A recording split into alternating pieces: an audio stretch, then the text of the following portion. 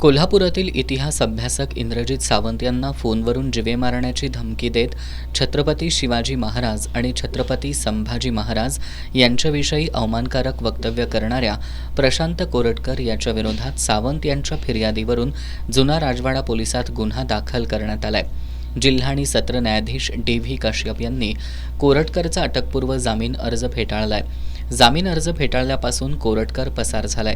कोरटकरनं गुन्ह्यातील महत्त्वाचा पुरावा असलेल्या मोबाईलमधील माहिती नष्ट केली आहे। त्यानं गुन्ह्यातील महत्त्वाचा पुरावा नष्ट केल्यामुळे त्याच्याविरुद्ध लावण्यात आलेल्या कलमांमध्ये भारतीय न्याय संहितेतील 241 हे कलम सुद्धा लावावं अशी मागणी ॲडव्होकेट असीम सरोदे यांनी निवेदनाद्वारे जुना राजवाडा पोलिसांकडे केली आहे।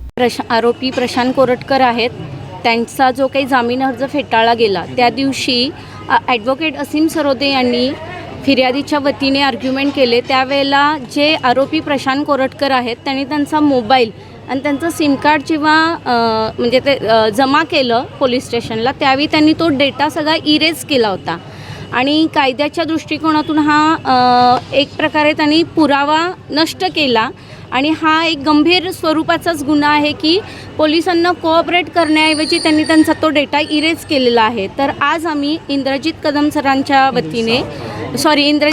सरांच्या वतीने 241 BNS या कलमाने त्याला वाढीव कलम लावण्यात यावं म्हणून अर्ज केलेला आहे।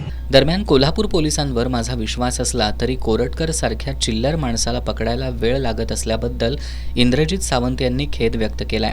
पोलीस दल ज्या पद्धतीनं काम करतंय, म्हणजे कोल्हापूर पोलीस दल ज्या पद्धतीनं ते काम करतंय त्याच्याबद्दल समाधानी आहे। पण हा इतका चिल्लर माणूस अजूनपर्यंत सापडत कसा नाही याच्याविषयीच्या शंकासुद्धा मनामध्ये आहे।